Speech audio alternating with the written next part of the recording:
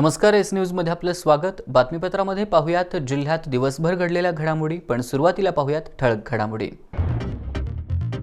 नुकसानग्रस्त शेतकऱ्यांना राज्य सरकारने संवेदनशीलपणे मदत करावी, विधान परिषदेतील विरोधी पक्षनेते प्रवीण दरेकर यांची मागणी। Doctor DY. पाटील मधील अत्याधुनिक सिम्युलेशन अँड स्किल सेंटरचं कुलगुरूंच्या हस्ते उद्घाटन। हे सेंटर कोल्हापूरच्या वैद्यकीय क्षेत्रासाठी वरदान ठरेल, कुलगुरू डॉक्टर डी.टी. शिर्के यांचा विश्वास। घरफाळा आकारणी घोटाळा प्रकरणी प्रभारी कर निर्धारक संजय भोसलेंवर लवकरच गुन्हा दाखल होणार, नगरसेवक भूपाल शेटेंची पत्रकार बैठकीत माहिती। कोरोनाच्या पार्श्वभूमीवर कागलचा दसरा उत्सव आणि गैबी पीर उरूस रद्द, पट्टण कोडोलीची विठ्ठल बिरदेवाची यात्रा सुद्धा रद्द। आणि कसबा बावड्यातील सेवा रुग्णालयाच्या कोविड काळातील योगदानाचं आमदार ऋतुराज पाटील यांनी केलं कौतुक।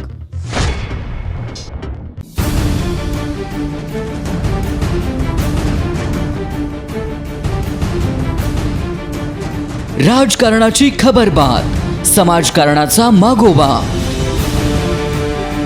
कला क्रीडा मनोरंजन शेती उद्योग, कुठं काय घडलंय बिघडलंय, बातमीला योग्य न्याय देणारा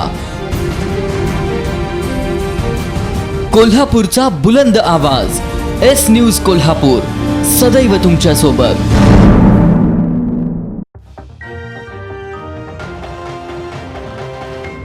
करवीर निवासिनी अंबाबाईची आजची पूजा अविनाश मुनीश्वर यांनी बांधली होती।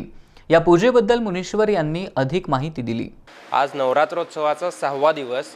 आजच्या दिवशी देवीची श्री शिवकृत श्री महालक्ष्मी स्तुती या स्वरूपात पूजा बांधलेली आहे। या पूजेची थोडक्यात पार्श्वभूमी अशी, श्री विष्णूंनी जेव्हा श्री करवीर आणखीन श्री क्षेत्र काशी या 2 तीर्थांची निर्मिती केली, तेव्हा भुक्ती आणि मुक्ती देणारे क्षेत्र म्हणून श्री करवीर क्षेत्र थोडेसे उजवेत जाणवले त्यांना। अवकाळी पावसामुळे झालेल्या नुकसानीचा विचार करून राज्य सरकारने शेतकऱ्यांना संवेदनशीलपणे भरीव मदत करावी, अशी मागणी विधान परिषदेतील विरोधी पक्षनेते प्रवीण दरेकर यांनी केली आहे। ते वारणा नगर इथं पत्रकारांशी बोलत होते। विरोधी पक्षनेते आमदार प्रवीण दरेकर सांगली, सोलापूर आदी जिल्ह्यातील नुकसानग्रस्त गावांचा दौरा करून वारणा नगर इथं कोरे कुटुंबियांच्या सांत्वनासाठी आले होते। यावेळी त्यांनी स्वर्गीय शोभाताई कोरे यांच्या प्रतिमेला पुष्पहार अर्पण करून अभिवादन केलं। त्यानंतर त्यांनी आमदार डॉक्टर विनय कोरे, वारणा बँकेचे अध्यक्ष निपुण कोरे आणि विश्वेश कोरे यांच्याशी चर्चा केली। त्यानंतर त्यांनी वारणा नगर इथं पत्रकारांशी संवाद साधला। यावेळी त्यांनी पीक विमा ऐच्छिक केल्यामुळे शेतकऱ्यांना नुकसान सहन करावं लागत असल्याचं सांगितलं। ज्या वेळेला देवेंद्र फडणवीस सरकार होतं तेव्हा बघाल 100-200 कोटीपासून ते 700-800 कोटीपर्यंत जिल्ह्यात पीक विम्याचे क्लेम त्या ठिकाणी सेटल झाले। परंतु आज बघाल की तसं पीक विमा ऐच्छिक आहे, कंपल्सरी नाही आहे। आणि आज अनेक शेतकऱ्यांनी पीक विमा भरला आहे पण त्यांचे क्लेम सेटल नाही झाले। काहींनी आज त्यांची शेती उद्ध्वस्त झाली पण त्यांना पीक विमा लागू नये। त्यामुळे आपण बोलतोय तो अत्यंत चांगला मुद्दा आणि योजना आहे, जी की सरसकट शेतकऱ्याचा पीक विमा त्या ठिकाणी करण्याची आवश्यकता आहे। आणि मी आता फिरत असताना प्रामुख्याने ते दिसलं की शेती उद्ध्वस्त झाली पण पीक विमा नाही, आणि तो हताशपणे त्या ठिकाणी बघत बसलाय। आणि त्याच्यामुळे निश्चितपणे भविष्यामध्ये शासनाने सरसकट पीक विमा शेतकऱ्याला संरक्षित करावं असा विचार मांडणं योग्य आहे, आणि भविष्यात त्यासाठी शासन स्तरावर आम्ही आग्रही राहू। लॉकडाऊन काळातील सर्वसामान्य जनतेचे थकीत कर्जाचे हप्ते भरण्यास काही महिने सवलत दिली होती। या सवलतीच्या काळातील व्याज सरकारनं भरून जनतेला आधार द्यावा, अशी मागणी त्यांनी केली।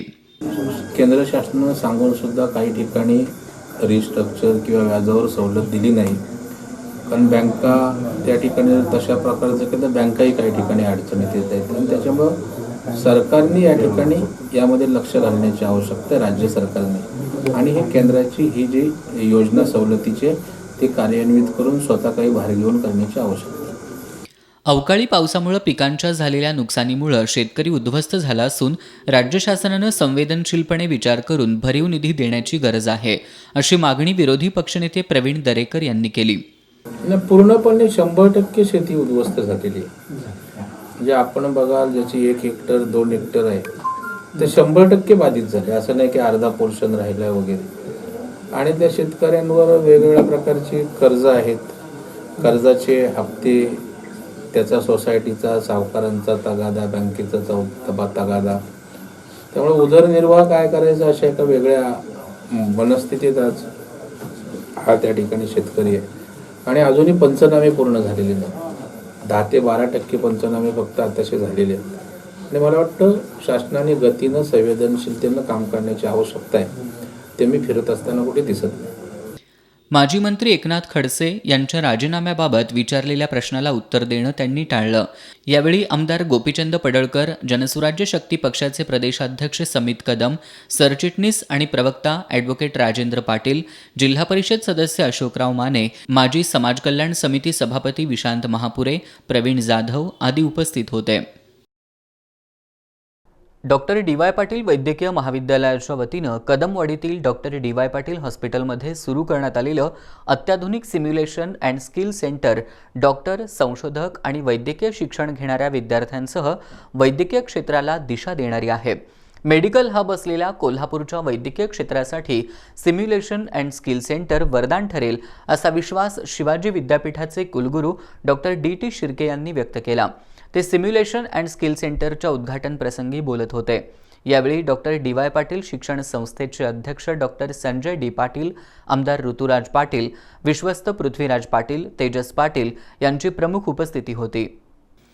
Padmashri doctor DY. पाटील यांच्या वाढदिवसाचं औचित्य साधून डॉक्टर डी.वाय. पाटील शिक्षण संस्थेचे अध्यक्ष डॉक्टर संजय डी. पाटील यांच्या मार्गदर्शनाखाली कदमवाडी इथल्या डॉक्टर डी.वाय. पाटील हॉस्पिटलमध्ये कोल्हापुरातील अत्याधुनिक सिम्युलेशन अँड स्किल सेंटर उभारण्यात आलं आहे. या सेंटरचं उद्घाटन शिवाजी विद्यापीठाचे कुलगुरू डॉक्टर डी.टी. शिर्के यांच्या हस्ते डॉक्टर डी.वाय. पाटील शिक्षण संस्थेचे अध्यक्ष डॉक्टर संजय डी. पाटील, आमदार ऋतुराज पाटील, विश्वस्त पृथ्वीराज पाटील, तेजस पाटील यांच्या प्रमुख उपस्थितीत करण्यात आलं. या उद्घाटन प्रसंगी बोलताना कुलगुरू डॉक्टर शिर्के यांनी या सेंटरचा वैद्यकीय शिक्षण घेणाऱ्या विद्यार्थ्यांना तसंच संशोधकांना फायदा होणार असल्याचं सांगितलं. पाटील मेडिकल युनिव्हर्सिटीचे कुलपती डॉक्टर संजय डी. पाटील यांच्या मार्गदर्शनानं आणि यांच्या व्हिजनमधून डॉक्टर डी.वाय. पाटील मेडिकल कॉलेजचं जे हॉस्पिटल आहे त्यामध्ये अतिशय अत्याधुनिक अशी सिम्युलेशन लॅब सुस्थापित होते आहे. याचा मला मनस्वी आनंद होत आहे. या लॅबचा फायदा मेडिकल कॉलेजच्या विद्यार्थ्यांना तर होईलच, त्याचबरोबर संशोधकांना होईल, मेडिकल प्रॅक्टिशनर त्यांना होईल आणि ज्यांना एक ठराविक प्रकारचं स्किल आहे त्या स्किलमध्ये वृद्धी होण्याकरता ही लॅब अतिशय उपयोगी आहे. या लॅबचं वैशिष्ट्य असं आहे की तुम्ही कोणत्याही प्रकारच्या पेशंटची कोणत्याही प्रकारची कॉम्प्लिकेशन जी आहेत, जी प्रत्यक्ष तुम्हाला पाहायला जर मिळत नसतील तर ही सगळी कॉम्प्लिकेशन इथं क्रिएट करायचं एन्व्हायरमेंट आहे आणि त्याच्यामधून डेटा जनरेट होणार आहे. त्यामुळं काय होईल की पेशंट नसतानासुद्धा पेशंटला काय होऊ शकतं आणि त्याच्यावर कोणत्या प्रकारचे उपचार केल्यानंतर पेशंटची प्रतिक्रिया काय असते, त्याचा रिस्पॉन्स कसा असतो, या सगळ्या गोष्टी इथं पाहायला मिळतील. ही अत्याधुनिक लॅब खरं म्हणजे या भागामध्ये पहिल्यांदा येते आणि ही आपल्या कोल्हापूरच्या दृष्टीने अतिशय सन्मानाची भाग आहे आणि आपल्याला डॉक्टर डी.वाय. पाटील मॅनेजमेंटचं खरं म्हणजे आभार मानायला पाहिजेत की अशा प्रकारची सुविधा कोल्हापूरमध्ये उपलब्ध केलेली आहे. हे जर शिकायचं असेल तर मला वाटतं ही लॅब एक अतिशय दिशादर्शक आहे असं मी मानतो. Doctor DY. पाटील शिक्षण संस्थेचे अध्यक्ष डॉक्टर संजय डी. पाटील यांनी हॉस्पिटलच्या माध्यमातून लोकांना दर्जेदार सुविधा आणि उपचार उपलब्ध करून दिले असल्याचं सांगितलं. वैद्यकीय क्षेत्रातील अत्याधुनिक तंत्रज्ञान अंगीकारण्याचा भाग म्हणून सिम्युलेशन आणि स्किल सेंटर सुरू केले असून यापुढील काळातही दर्जेदार आणि नवनवीन सुविधा देण्यासाठी सतत प्रयत्नशील राहू अशी ग्वाही डॉक्टर संजय डी. पाटील यांनी दिली. यावेळी डॉक्टर डी.वाय. पाटील विद्यापीठाचे कुलगुरू डॉक्टर राकेश कुमार मुदगल, प्रकुलगुरू डॉक्टर शिंपा शर्मा, कुलसचिव डॉक्टर विश्वनाथ भोसले, अधिष्ठाता doctor Rakesh Sharma, HR head Shrilekha Satam, कार्यकारी संचालक डॉक्टर A.K. गुप्ता, हॉस्पिटलच्या वैद्यकीय अधीक्षिका डॉक्टर वैशाली गायकवाड, उपकुलसचिव संजय जाधव, सहाय्यक प्रबंधक अजित पाटील यांच्यासह डॉक्टर डी.वाय. पाटील शिक्षण संस्थेतील विविध महाविद्यालयांचे प्राचार्य उपस्थित होते. ऑगस्ट 2019मध्ये आलेल्या प्रलयंकारी महापुरात कोल्हापूर शहरातील आणि करवीर तालुक्यातील अनेक घरांची पडझड झाली. त्यामुळे मोठं नुकसान झालं. मात्र त्यांची नुकसान भरपाई काही लोकांना अद्यापही मिळालेली नाही. याबाबत आज शहर आणि जिल्हा नागरी कृती समितीनं करवीरच्या तहसीलदार शीतल भामरे मुळे यांची भेट घेतली. यावेळी कृती समितीच्या सदस्यांनी कामानिमित्त आलेल्या नागरिकांना अरेरावी करणारा करवीर तहसील कार्यालयातील लिपिक मनीष पाटील याला चांगलंच धारेवर धरलं. गेल्या वर्षी पंचगंगा नदीला आलेल्या प्रलयंकारी महापुरामुळे कोल्हापूर शहरात आणि करवीर तालुक्यातील अनेक गावात पुराचं पाणी शिरलं. यामुळे शेतीसह घरांची पडझड होऊन मोठं आर्थिक नुकसान झालं. या नुकसानीच्या भरपाईसाठी शासनाकडून पंचनामे झाले, पण अद्याप अनेक लाभार्थी शासकीय मदतीपासून वंचित आहेत. याबाबत आज कोल्हापूर शहर आणि जिल्हा नागरी कृती समितीच्या शिष्टमंडळानं करवीरच्या तहसीलदार शीतल भामरे मुळे यांची भेट घेतली. यावेळी तहसीलदार शीतल भामरे मुळे यांनी आपल्याकडे प्राप्त झालेल्या पंचनाम्यानुसार 98% रक्कम ही लाभार्थ्यांना दिली असून काही तांत्रिक अडचणीमुळे 2% लोकांना अद्याप मदत दिली नसल्याचं सांगितलं. कृती समितीचे रमेश मोरे आणि अशोक पवार यांनी काही ठिकाणी चुकीचे पंचनामे झाल्याची बाब निदर्शनास आणून दिली. यावेळी तहसीलदार मुळे यांनी पंचनामा करणारी यंत्रणा वेगळी होती, त्यामुळे त्यांनी दिलेल्या अहवालानुसारच आपण मदत जमा केल्याचं स्पष्ट केलं. यावेळी करवीर तहसीलदार कार्यालयातील कामानिमित्त येणाऱ्या नागरिकांना लिपिक मनीष पाटील अरेरावीची भाषा वापरत असल्याबद्दल तहसीलदारांच्या समोरच कृती समितीच्या सदस्यांनी पाटील यांना धारेवर धरलं. पूरग्रस्त मदत वाटपाच्या कामात हायगय केलेल्या कर्मचाऱ्यांवर सेवा हमी कायद्यान्वये कारवाई करणार का, अशी विचारणा करत नुकसानग्रस्त लाभार्थ्यांच्या तक्रारीचा पाढा वाचला. यावेळी कृती समितीचे बाबासाहेब देवकर, संभाजीराव जगदाळे, विजय पोळ, महादेव पाटील, लहुजी शिंदे, SK माळी, राजेश वरक, PR गवळी, महादेव जाधव, अशोक रामचंदानी, यशवंत वाळवेकर, सचिन बिरांजे, सुनीलकुमार सरनाईक यांच्यासह पदाधिकारी उपस्थित होते. कोल्हापूर महानगरपालिकेचे प्रभारी कर निर्धारक आणि संग्राहक संजय भोसले यांनी आपल्याला 5 कोटी रुपयांच्या अब्रू नुकसान दाव्याची नोटीस पाठवली होती. या नोटीसला पाठवलेलं उत्तर संजय भोसले यांनी स्वीकारलं नसल्याचं नगरसेवक भूपाल शेटे यांनी पत्रकार बैठकीत सांगितलं. महानगरपालिकेच्या घरफाळा आकारणीतील घोटाळ्याबद्दल संजय भोसलेंवर लवकरच गुन्हा दाखल होणार असल्याचं नगरसेवक शेटे यांनी सांगितलं. कोल्हापूर महानगरपालिकेकडील घरफाळा आकारणीतील घोटाळ्याप्रकरणी नगरसेवक भूपाल शेटे यांनी पुन्हा एकदा प्रभारी कर निर्धारक संजय भोसले यांच्यावर आरोप केलेत. भोसले यांनी नगरसेवक शेटे यांना 5 कोटी रुपयांचा अब्रू नुकसानीचा दावा दाखल करण्याबाबत नोटीस पाठवली होती. या नोटीसला पाठवलेलं उत्तर भोसले यांनी स्वीकारलं नसल्याचं नगरसेवक भूपाल शेटे यांनी सांगितलं. संजय भोसले यांच्याविरुद्धचे पुरावे सादर करत ते दोषी असल्याचं आपण वारंवार सांगितलं असून आता आयुक्त त्यांच्या विरोधात फौजदारी स्वरूपाची कारवाई करतील, असं नगरसेवक शेटे यांनी सांगितलं. जे आरोप केलेले आणि त्यांनी जी नोटीस पाठवलेली त्या नोटीसला मी उत्तर दिलं, पण ह्या महाशयांनी मला उत्तर परत पाठवलेलं आहे. हे त्यांचं आलेलं रजिस्टर रेडी मला पोच. म्हणजे याचा अर्थ मी संजय भोसले फिर्यादीचा झाला आरोपी, ह्यानं 3 कोटी 18 लाखामध्ये 2 कोटी 65 लाख रक्कमची मान्य केलेली आहे. त्यामुळं मी केलेले आरोप हे संजय भोसलेनं मान्य केलेले आहेत. हे ह्या कागदपत्रावरून आणि त्यांनी नोटीस परत पाठवल्यावरून सिद्ध झालेलं आहे. आता माझा एकच लढा राहील की संजय भोसलेला ह्या घरफाळा घोटाळ्यात ह्या 3 कोटी 18 लाखाबरोबर ह्यानं 11 कोटीचा घोटाळा केलेला आहे. त्यामुळं ह्याला परत एकदा उत्तर की ह्याला बेड्या घालणे आणि परत एकदा संजय भोसलेला माझं हे उत्तर आहे. आणि मला ह्या माहिती अधिकारामध्ये मिळवलेल्या हजारो पेपरमुळं मला ह्या ठिकाणी यश आलेलं आहे. माननीय आयुक्त मॅडम यांचे मी अभिनंदन करतो की त्यांनी आल्या कारवाईला सुरुवात केलेली आहे. औंधकर साहेब आहेत, निखिल मोरे आहेत, खरोखर एक चांगले अधिकारी आहेत आणि यांच्याकडून अत्यंत पारदर्शक कारवाई सुरू आहे. संजय भोसलेला ताबडतोब बेड्या बसणार आहेत. CPR रुग्णालय कोविड रुग्णांवरील उपचारांसाठी राखीव असल्यानं अन्य आजारांच्या रुग्णांवरील उपचारांचा भार कसबा बावड्यातील सेवा रुग्णालयावर पडलाय. या काळात सेवा रुग्णालयातील डॉक्टर आणि कर्मचाऱ्यांनी दिलेलं योगदान कौतुकास्पद आहे, असं प्रतिपादन आमदार ऋतुराज पाटील यांनी केलं. सेवा रुग्णालयानं नॅशनल हेल्थ मिशनतर्फे देण्यात येणाऱ्या 2य क्रमांकाचा राज्यस्तरीय कायाकल्प पुरस्कार पटकावलाय. हा पुरस्कार मिळवणारं सेवा रुग्णालय हे जिल्ह्यातील पहिलं रुग्णालय ठरलंय. आमदार ऋतुराज पाटील यांनी माजी राज्यपाल पद्मश्री डॉक्टर DY पाटील यांच्या वाढदिवसाचं औचित्य साधत सेवा रुग्णालयाला भेट दिली. त्यावेळी त्यांनी कायाकल्प पुरस्काराबद्दल सेवा रुग्णालयाच्या टीमचे कौतुक केलं. त्यात आपण 2रा नंबर पटकवला, यासाठी खरोखर मनापासून आपलं कौतुक आणि आपला आज आदरणीय DY पाटील साहेबांचा दादांचा वाढदिवसाच्या निमित्ताने हा कार्यक्रम घेतो. हा आनंद निश्चितपणे मला आहे. आणि पावडा म्हणजे माझं कुटुंब, पावडा म्हणजे माझं घर, अशा पद्धतीने आम्ही सर्व मंडळी इथं काम करत असतो.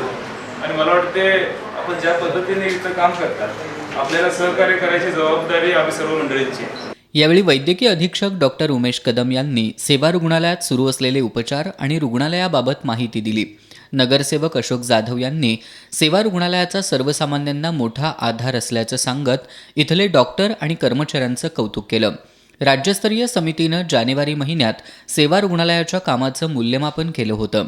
यातील बहुतांश निकष पूर्ण करत रुग्णालयानं राज्यात दुसरा क्रमांक पटकावत 5 लाख रुपयांचं बक्षीस मिळवलं असल्याचं जिल्हा शल्यचिकित्सक डॉक्टर अनिल माळी यांनी सांगितलं. जे 650 मार्काचे प्रश्न असतात, प्रत्येक प्रश्नाला 2 मार्क असतात. त्यामध्ये रुग्णालयीन स्वच्छता, कामकाज, घनकचरा व्यवस्थापन आणि इथं मिळणाऱ्या सेवा आणि याबद्दल असणाऱ्या पेशंटचे त्याबद्दलचे अभिप्राय या आधारे याचं मूल्यांकन केलं जातं. आणि त्यामध्ये 98.80% मार्क मिळवून हे आपल्याला 2 नंबरचं बक्षीस 5 लाख रुपयाचं आपल्याला इथं मिळालेलं आहे. यावेळी आमदार ऋतुराज पाटील यांच्या हस्ते सेवा रुग्णालयातील डॉक्टर आणि कर्मचाऱ्यांना सन्मानित करण्यात आलं. यावेळी माजी महापौर स्वाती येवलुजे, नगरसेविका माधुरी लाड, नगरसेवक मोहन सालपे, सुभाष बुचडे, श्रीराम सेवा संस्थेचे सभापती धनाजी गोडसे, उद्योजक D Patil, doctor DP Wadkar यांच्यासह सेवा रुग्णालयातील डॉक्टर कर्मचारी उपस्थित होते. घेऊयात एक छोटासा ब्रेक, पण ब्रेकपूर्वी महत्त्वाची आठवण. ताज्या बातम्यांच्या अपडेट्ससाठी एस न्यूज कोल्हापूर या वेबसाईटला भेट द्या. त्याचबरोबर एस न्यूज कोल्हापूर हे यूट्यूब चॅनल सबस्क्राईब करा. घेऊयात एक छोटीशी विश्रांती. पाहत रहा एस न्यूज.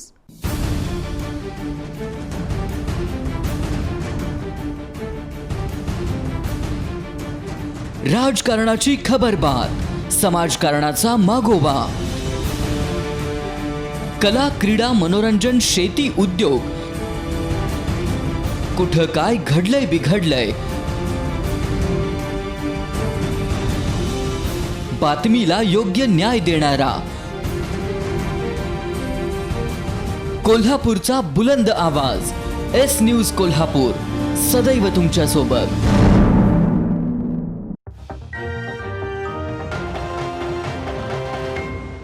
ब्रेकनंतर आपलं पुन्हा एकदा स्वागत. आपण पाहताय एस न्यूज. शारदीय नवरात्रोत्सवाचा आज 6वा दिवस. आज आम्ही आपल्याला घडवणार आहोत 5व्या नवदुर्गेचं दर्शन, अर्थात आई अंबाबाईचं रूप असणाऱ्या फिरंगाई देवीचं दर्शन. करवीरी निवासिनी आई अंबाबाईचं रूप असणारी एक नवदुर्गा म्हणजेच फिरंगाई देवी.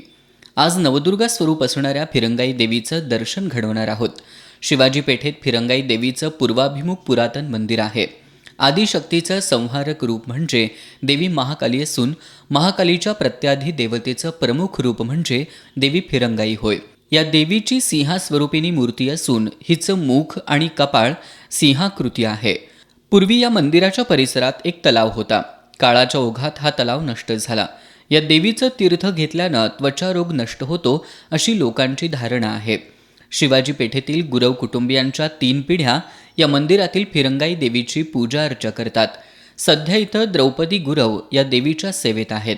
चंदगड तालुक्यातील अमरोळी या गावातील नितीन नांगनुरकर हे कोरोना जनजागृतीसाठी राज्यभर प्रवास करणार आहेत.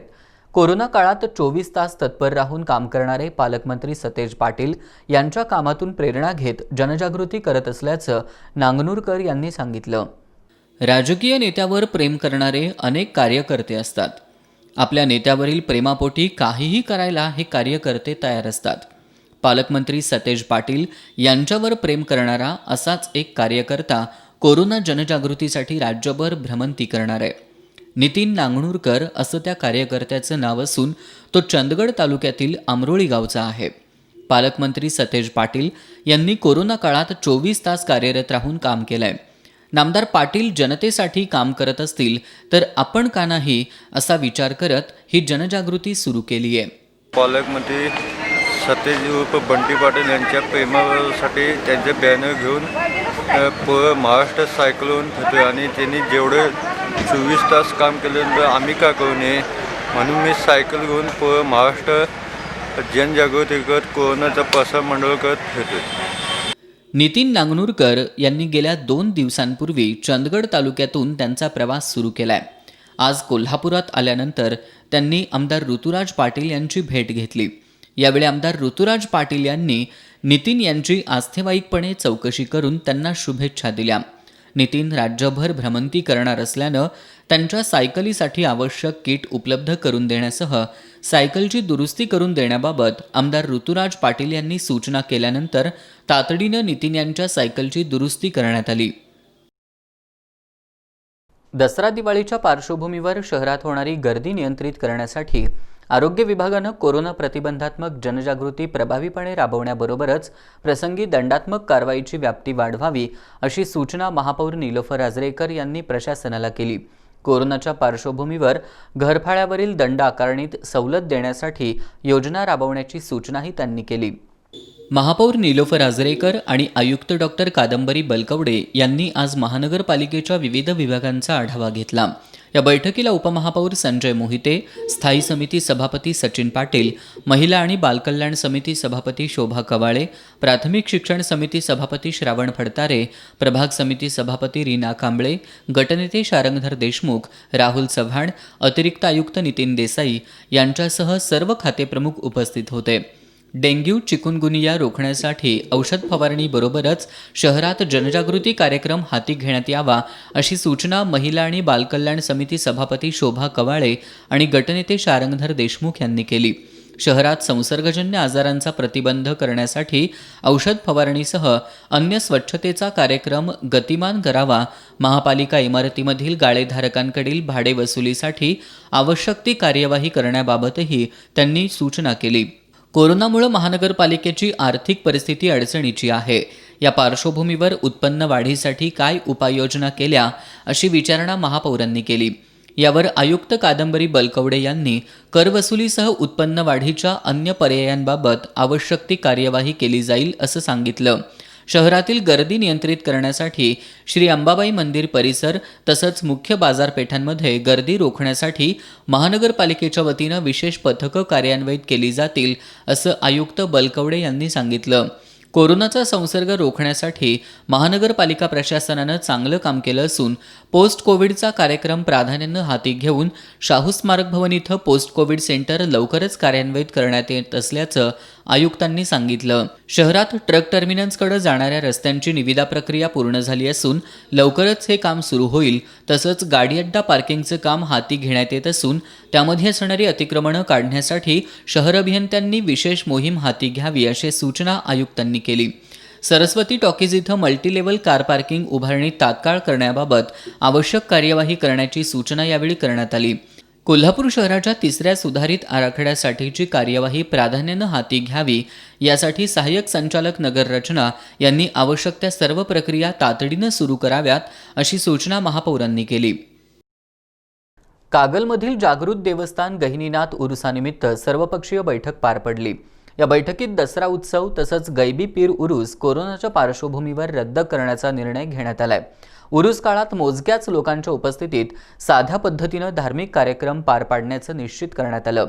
उरूस कमिटीचे अध्यक्ष बाळा पाटील या बैठकीच्या अध्यक्षस्थानी होते. कागलमधील दसरा उत्सव आणि गैबी पीर उरूस प्रसिद्ध आहे. या दोन्ही वेळेला मोठी गर्दी होत असते. सध्याच्या कोरोना संसर्गाच्या काळात गर्दी टाळण्याच्या हेतूनं या दोन्ही उत्सवांच्या आयोजनाबद्दल चर्चा करण्यासाठी सर्वपक्षीय लोकप्रतिनिधी आणि अधिकाऱ्यांची बैठक झाली. या बैठकीत झालेल्या चर्चेनुसार दसरा उत्सव आणि गैबी पीर उरूसही रद्द करण्याचा निर्णय घेण्यात आला. उरूसाच्या काळात डिजिटल फलक उभारण्याला सुद्धा बंदी घालण्यात आली आहे. सर्व कागलवासियांनी नियमांचं पालन करत सहकार्य करावं असं आवाहन सर्वपक्षीयांच्या वतीनं करण्यात आलं. या बैठकीला जिल्हा बँकेचे संचालक भैया माने, पोलीस निरीक्षक दत्तात्रय नाळे, रमेश माळी, प्रकाश गाडेकर, हिंदूराव पाटील, नितीन दिंडे, संजय चितारी, शिवाजी माळकर, रशीद शेठ मुजावर, सागर कोंडेकर यांच्यासह विविध पक्षांचे पदाधिकारी आणि उरूस कमिटीचे पदाधिकारी उपस्थित होते. शारदीय नवरात्रोत्सवात तिरुपती देवस्थानच्या वतीनं करवीर निवासिनी श्री अंबाबाईला मानाचा शालू दरवर्षी प्रदान करण्यात येतो. आज शारदीय नवरात्रोत्सवाच्या 6व्या दिवशी तिरुपती देवस्थानच्या वतीनं आज सुमारे 1,05,000 मानाचा शालू तिरुपती देवस्थान ट्रस्टच्या वतीनं आज प्रदान करण्यात आला. यावर्षी कोरोनाच्या पार्श्वभूमीवर अजूनही मंदिरं बंद असलीत तरी करवीर निवासिनी अंबाबाई मंदिरातील उत्सव काळातील नित्यक्रम योग्य ती काळजी घेत सुरू आहेत. आज सकाळी तिरुपती देवस्थान ट्रस्टचे पदाधिकारी करवीर निवासिनी श्री अंबाबाईसाठी मानाचा शालू घेऊन कोल्हापुरात दाखल झाले. पश्चिम महाराष्ट्र देवस्थान समितीच्या पदाधिकाऱ्यांनी तिरुपती देवस्थान ट्रस्टच्या पदाधिकाऱ्यांचं स्वागत केलं. गरुड मंडपात तिरुपती देवस्थान ट्रस्टचे विश्वस्त आमदार भास्कर रेड्डी आणि त्यांच्या पत्नी स्वर्णलता रेड्डी यांनी देवस्थान समितीच्या पदाधिकाऱ्यांकडे शालू प्रदान केला. सुमारे 1,05,000 रुपये किमतीचा हा शालू असून राखाडी रंगाच्या या मानाच्या शालूला गुलाबी रंगाचे काठ आहेत. गरुड मंडपात पार पडलेल्या या कार्यक्रमाला देवस्थान समितीचे अध्यक्ष महेश जाधव, कोषाध्यक्ष वैशाली क्षीरसागर, तिरुपती देवस्थानचे प्रशांत रेड्डी, गोपीनाथ जट्टी, धर्मा रेड्डी, रमेश रेड्डी यांच्यासह देवस्थान समितीचे सदस्य आणि श्रीपूजक उपस्थित होते. हातकणंगले तालुक्यातील पट्टणकोडोली इथल्या श्री विठ्ठल बिरदेव यात्रा कोरोना महामारीच्या पार्श्वभूमीवर रद्द करण्यात आली आहे. पट्टणकोडोलीतील समस्त धनगर पुजारी पंच कमिटीच्या वतीनं पत्रकार बैठकीत ही माहिती देण्यात आली. महाराष्ट्रासह कर्नाटक आणि आंध्र प्रदेशातील लाखो भाविकांचं श्रद्धास्थान असलेल्या पट्टणकोडोलीतील श्री विठ्ठल बिरदेव यात्रा येत्या 3 ते 7 नोव्हेंबर या कालावधीत आयोजित करण्यात आली होती. परंतु कोरोना संसर्गाच्या पार्श्वभूमीवर ही यात्रा रद्द करण्यात आली आहे. समस्त धनगर पुजारी आणि यात्रा कमिटीच्या वतीनं ही माहिती देण्यात आली.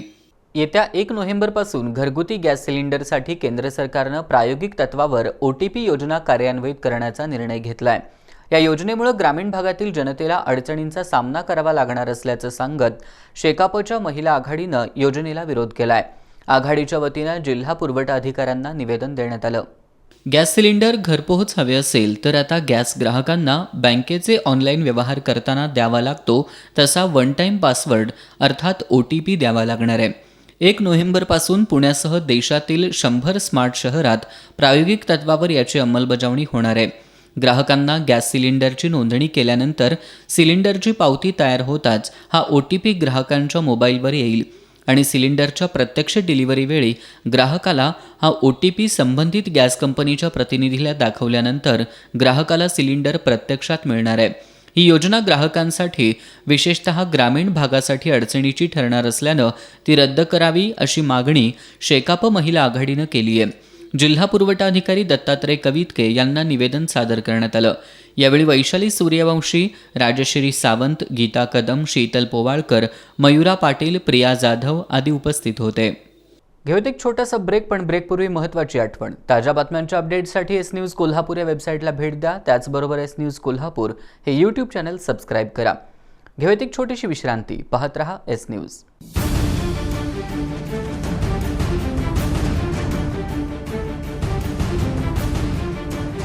राजकारणाची खबरबात, समाजकारणाचा मागोवा, कला, क्रीडा, मनोरंजन, शेती, उद्योग, कुठं काय घडलंय बिघडलंय, बातमीला योग्य न्याय देणारा कोल्हापूरचा बुलंद आवाज S न्यूज कोल्हापूर, सदैव तुमच्या सोबत.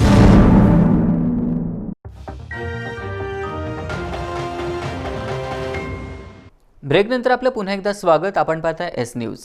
कोल्हापूर जिल्ह्यात आज गुरुवारी सायंकाळी 5 वाजेपर्यंतच्या 24 तासात 74 नवे कोरोनाबाधित रुग्ण आढळून आलेत. या काळात 71 जणांना डिस्चार्ज देण्यात आलं असून 3 कोरोनाबाधितांचा मृत्यू झालाय. जिल्ह्यात सध्या 1973 कोरोनाबाधितांवर उपचार सुरू आहेत.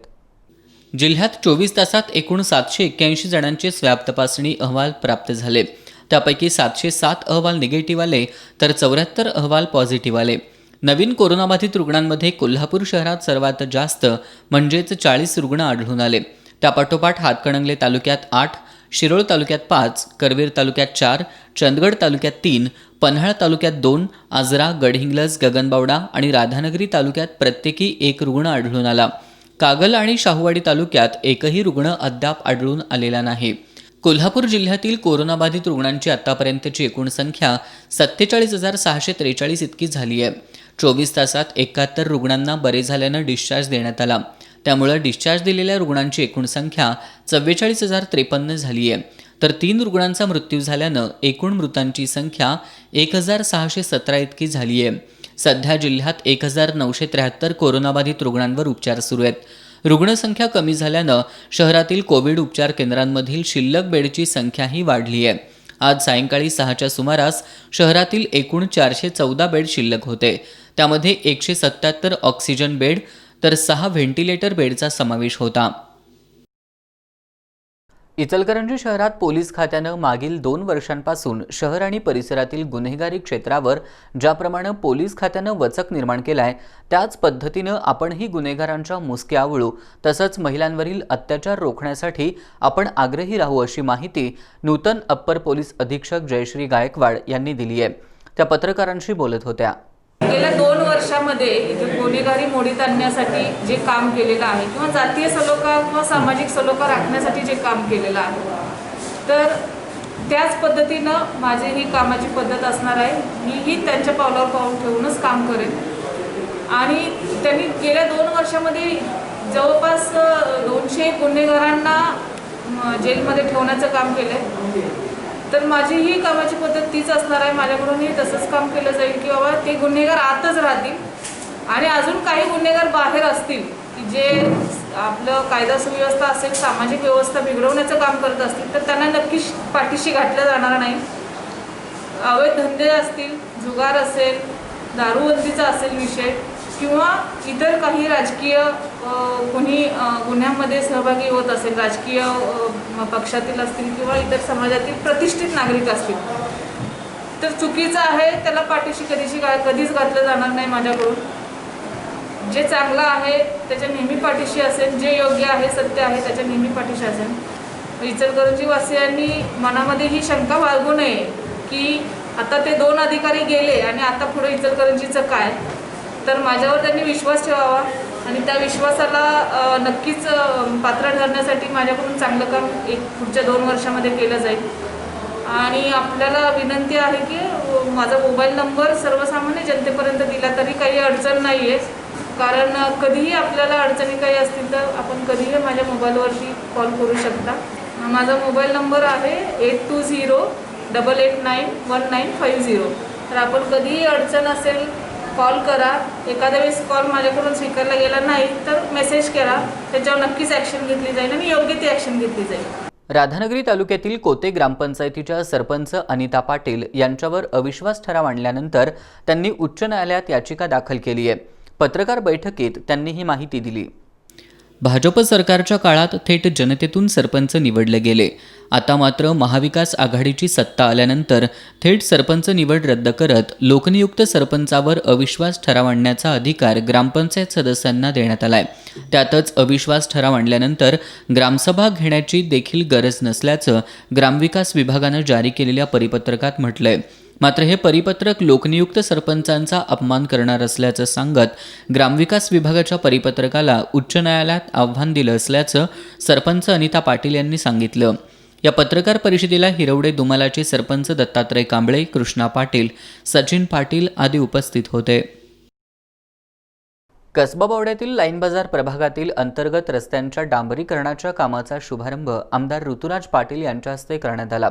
माजी महापौर स्वाती येवलुजे यांच्या स्वनिधीतून 45 लाख रुपयांचा निधी रस्त्यांसाठी मंजूर झालाय।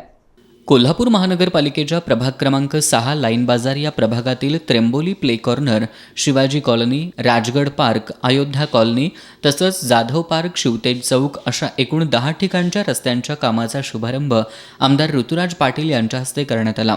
माजी महापौर स्वाती येवलुजे यांच्या स्वनिधीतून 45 लाख रुपयांचा निधी या रस्त्यासाठी मंजूर झालाय।